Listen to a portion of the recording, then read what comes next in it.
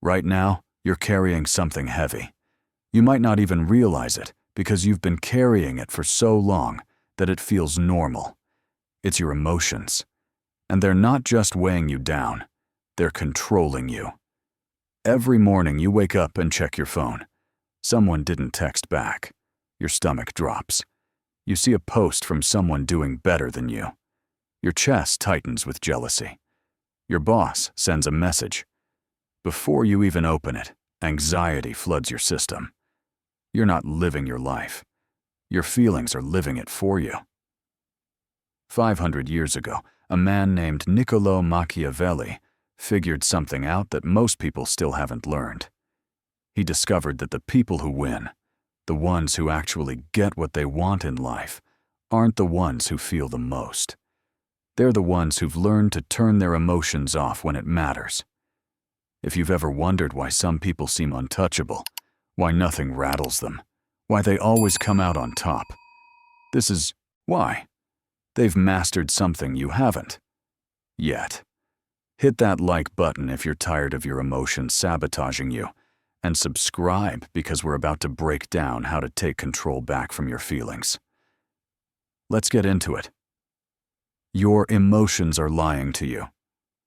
Here's something nobody wants to admit. Your gut feelings are often completely wrong. You've been told your whole life to trust your instincts and follow your heart. But think about the last 5 major decisions you made, based purely on how you felt. How many of them worked out exactly as you hoped? Your emotions evolved thousands of years ago when humans lived in caves. Back then, fear kept you from getting eaten by a bear. Anger helped you fight off rivals. Anxiety made you cautious around dangerous situations. But you're not in a cave anymore. You're living in a complex modern world where those same emotional responses are firing off at the wrong times. Your fear isn't protecting you from predators. It's stopping you from starting that business. Your anger isn't helping you survive. It's ruining your relationships. Your anxiety isn't keeping you safe. It's paralyzing you. Let me tell you about my friend David. Smart guy, talented. But every time an opportunity came his way, he'd get overwhelmed by this feeling of not being ready. He'd feel anxious, so he'd wait. He'd feel uncertain, so he'd prepare more.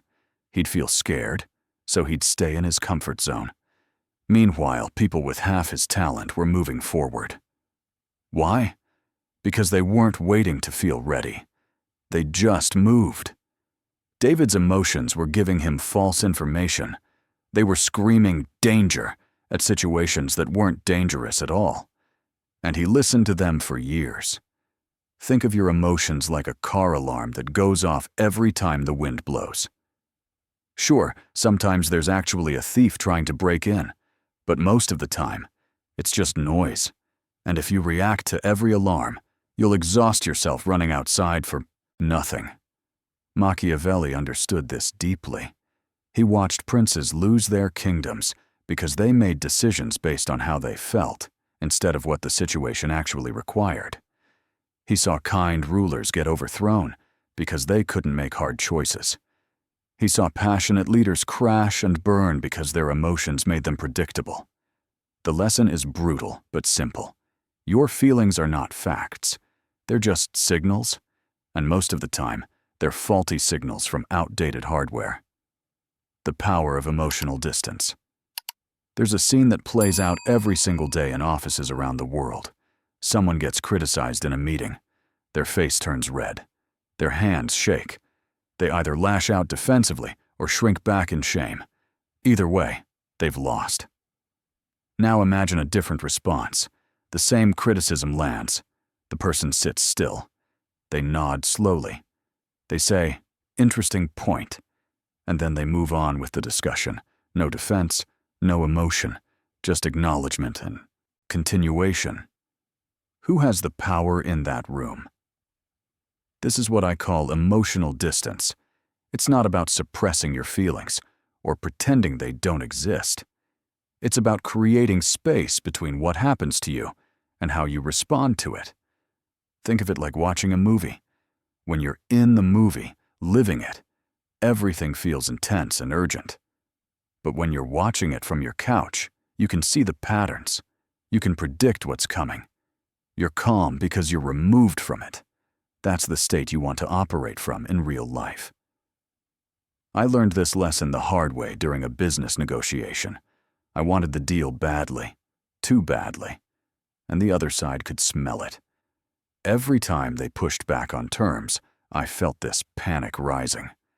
I'd immediately try to find a compromise, give something up, smooth things over. I was negotiating from emotion, and I got destroyed. The next negotiation, I tried something different. I told myself before walking in, I don't need this deal. I want it, sure, but if it falls through, my life continues exactly the same. And something incredible happened. When they pushed back, I felt nothing. No panic. No urge to fix it immediately. I just sat there, silent, comfortable with the tension. They broke first. They started offering concessions I never even asked for, just to fill the uncomfortable silence. I got a better deal than I'd even hoped for, simply because I wasn't emotionally invested in the outcome. This is the paradox. The less you emotionally need something, the more likely you are to get it. People can sense desperation. They can feel when you're operating from a place of fear or need. And whether they realize it or not, they exploit it. Not out of malice, it's just human nature. We press on weakness. But when you have that emotional distance, when you genuinely don't need any particular outcome, you become unpredictable. You become powerful. Because there's nothing to leverage against you. Machiavelli called this virtù, a kind of strategic excellence that comes from not being controlled by your passions. The leaders who lasted, who built empires that stood the test of time, weren't the most passionate ones. They were the most calculated. The secret language of detachment. Here's what most people get wrong about emotional control. They think it means becoming a robot. Cold, unfeeling, dead inside. That's not it at all. Think of the best poker player you've ever seen. On the outside, they're calm, unreadable. They could have a royal flush or absolutely nothing, and you'd never know which. But on the inside, they're very much alive.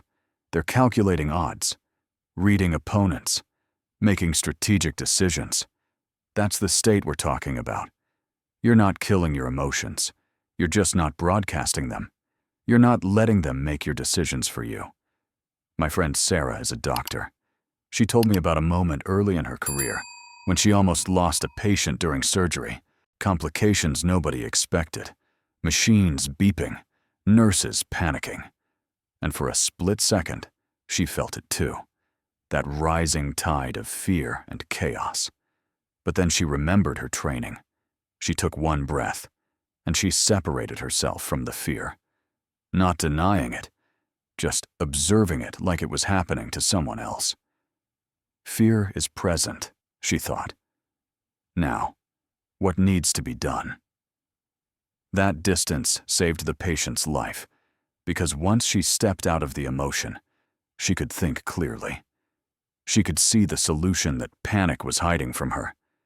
This is the secret language of detachment. When something happens, good or bad, you create a 1-second gap. In that gap, you observe your emotional response instead of becoming it. Most people skip that step. They go straight from event to reaction. Someone insults them, they immediately fire back. Someone praises them, they immediately crave more. Someone threatens them, they immediately get defensive. But when you create that gap, you give yourself options.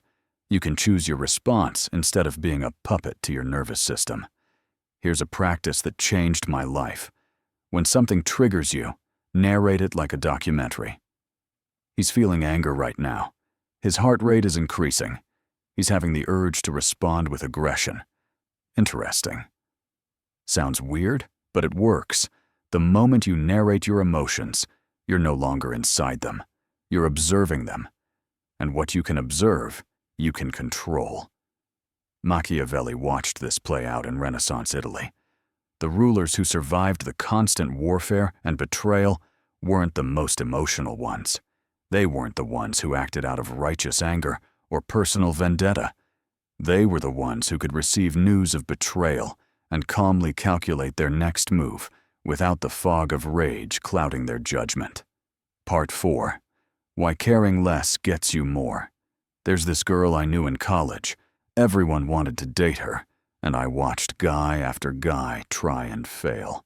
They'd be super attentive, always available, constantly texting, showing up with gifts, basically proving how much they cared. And she'd get bored of every single one. Then there was this one guy. He was friendly but never chased. He'd show interest, but then disappear into his own life for days. He clearly had other things going on that mattered more to him than whether she was paying attention. Guess who she ended up with? This isn't a dating trick. It's a principle that applies to everything. Jobs, friendships, negotiations, opportunities. The person who cares less has the power, not because they're playing games, but because they're genuinely okay with either outcome. And that confidence, that non-neediness, is magnetic. Think about job interviews. The candidate who desperately needs the job walks in tense, over-explains everything, tries too hard to impress. The candidate who already has other options walks in relaxed, answers honestly, isn't afraid of silence. Which one do you think gets hired more often? I used to think success was about caring more than everyone else, wanting it more, working harder, being more passionate. And sure, those things matter. But I was missing the other half of the equation. You have to care deeply about your goals and your standards, but you have to care nothing about whether any particular opportunity works out. It's like this. Be obsessed with your craft, but indifferent to any single person's opinion of it. Be committed to your mission, but detached from whether this specific deal happens. Be dedicated to excellence, but unbothered by whether this particular person appreciates it. When I started my business, I met with potential investors. The first few meetings, I was desperate. I needed their money to make my vision real, and they all passed. Every single one could smell the desperation. Then I got one client, just one. But that one client meant I wasn't completely broke. And the next investor meeting I took, something was different. I still wanted the investment, but I didn't need it anymore. I had proof my idea worked. I had options. That investor wrote a check that same week. Nothing about my business plan had changed. Only my energy had shifted. I stopped needing them to say yes. And paradoxically, that made them want to say yes. Machiavelli put it this way. Men are so simple and so subject to present necessities that he who seeks to deceive will always find someone who will allow himself to be deceived. The present necessity he's talking about? That's your emotional need, your desperation, your attachment to a specific outcome. When you have that, you're easy to manipulate, easy to lowball, easy to control. But when you don't, you're free. And freedom is the ultimate leverage. The practice of strategic apathy. Now here's where we get practical. How do you actually build this skill? How do you train yourself to feel nothing when it matters most? It starts with a mental exercise I call preemptive loss. Before any important situation, a big meeting, a difficult conversation, a risky decision, you sit down and visualize the worst possible outcome. Really see it. You lose the deal. They say no. You fail publicly. You get rejected. Then you ask yourself, if that happens, what will I actually do? And you map it out, concretely. If I lose this job, I'll apply to 20 other companies. If this person rejects me, I'll move on to someone better. If this business fails, I'll start another one. Once you have that plan, something magical happens. The fear loses its power. because you're not afraid of the unknown anymore. You've looked at the worst-case scenario, and you know you can handle it. I do this before every major decision, and every time I find the same thing. The worst case isn't actually that bad. It's my imagination making it seem catastrophic. But when I actually think it through logically, I realize I'd survive it. I'd be fine, maybe even better off in the long run. That's when emotional detachment becomes easy, because you're not running from a monster anymore. You're making a calculated choice. Second practice, the 24-hour rule. Anytime something triggers a strong emotional reaction, someone pisses you off, you get exciting news, you face a setback, don't respond immediately. Wait 24 hours. This drives people crazy at first. Your instinct is to react now, to defend yourself, to celebrate, to fix it, to respond. But that's your emotions wanting to be in control, and they're terrible decision makers. In 24 hours, the emotional charge will have dissipated. You'll see the situation more clearly. And 9 times out of 10, you'll be glad you didn't respond in that initial emotional state. I've saved relationships, avoided stupid arguments, and dodged terrible business decisions just by implementing this one rule. It's simple, but it's powerful. Third practice, treat emotions like weather. When you feel anger, sadness, anxiety, excitement, don't fight it. Don't judge yourself for feeling it. Just notice it and let it pass. Anger is here right now. Anxiety is present. Excitement is happening. Weather comes and goes. You don't try to argue with a storm. You don't feel guilty about sunshine. You just note what the weather is doing and make your decisions accordingly. Your emotions are the same. They're passing states, not permanent conditions.